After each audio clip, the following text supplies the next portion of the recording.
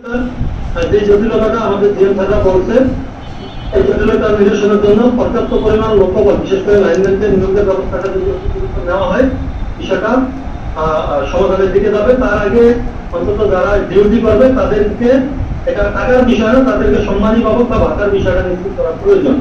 দ্বিতীয়ত যে বিষয়টা বলতে চাই স্যার, আমাদের চুক্তি ভিত্তিক অনিয়মিত, এখানে শুধু চুক্তি ভিত্তিকের কথা বলা হয়েছে, পরবর্তীতে আমরা মন্ত্রণালয় থেকে ক্লিয়ার হয়েছে যে তারা আসলে চুক্তি ভিত্তিক অনিয়মিত আরবির এত ধরনের সরকারতা তারা বোঝে না, তারা সবাইকে বুঝাইছে। সুতরাং ওইখানে চুক্তি ভিত্তিক এবং অনিয়মিত দুটা বিষয় কিন্তু ক্লিয়ার হওয়া দরকার এবং আমাদেরকে মিনিস্ট্রি থেকে সেই বিষয়টা ক্লিয়ার করতে।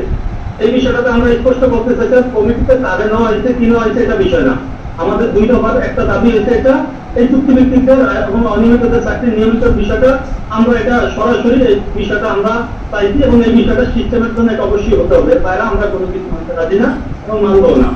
দ্বিতীয়ত বিষয়গুলো হচ্ছে মূলত আজকে যেটা বলতেছি তথ্যের বিষয়টা নিয়ে কথা বলার জন্য, আমরা অনেকভাবে অনেক কিছু বঞ্চিত, আমরা সেটা বলবো না, সেটা ইতিহাস জানে স্যার, আপনারা জানেন এবং 47 বছরের এই নির্যাতনের কারণে আজকে পরিস্থিতি তৈরি হয়েছে, যেটার জন্য আমরা কখনো চাই নাই। মূলত বিষয়টা তথ্যের বিষয়টা আছে, আমরা তথ্যের বিষয়টা স্পষ্ট জানিয়ে দিতে চাই।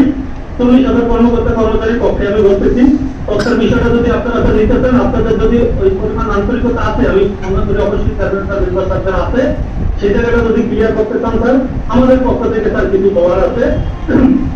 আপনারা জানেন স্যার, যশোরে যে ঘটনাটা একটার ঘটনা ঘটাচ্ছেন সিনিয়র জিএম এবং ওইখানে নারী সহকর্মীদের নিয়ে যে পুলিশের কথা বলছে, এই বিষয়টা প্রেক্ষিত এবং বহিরাগতকে দ্বারা যে হামলা চালানো হয়েছে, যদি তথ্য প্রদান বা যে কোনো বিষয়ে আন্তরিকতা থাকতে চায় ওই জিএম কে ওইখান থেকে প্রত্যাহার করতে হবে, এটা আমাদের 1 নম্বর আপনাদের কাছে অনুরোধ।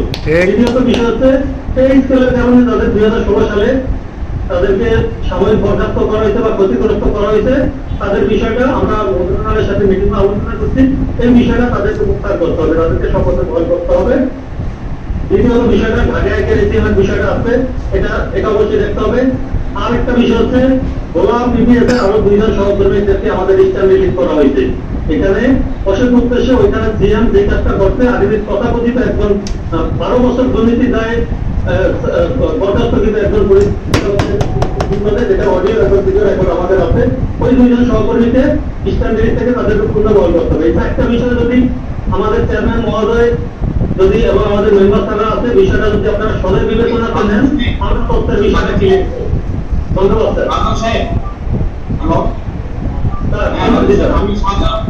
আমি সাধারণ নিজেও বলছিলাম নির্বাহিত করছি আগে আমার এখন হচ্ছে দেখেন আপনি জি ভাই বলেন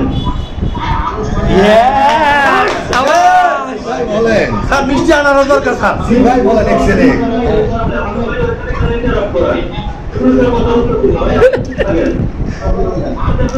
কথা বলতেছি, আপনি কথা বলার কেন ভাই?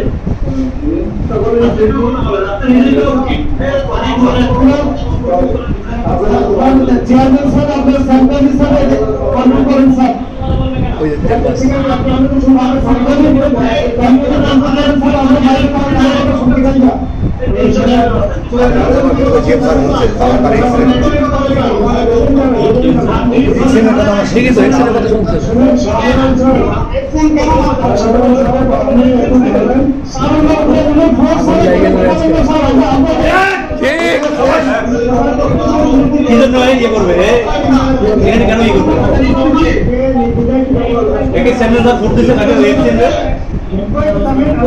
কেন রতন স্যারের কথা নষ্ট করলো, কেন নষ্ট করলো কেন?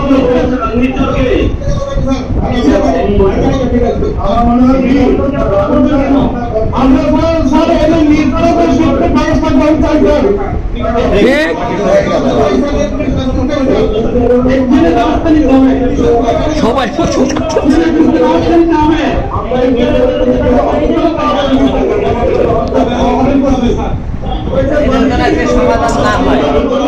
জাকির জাকির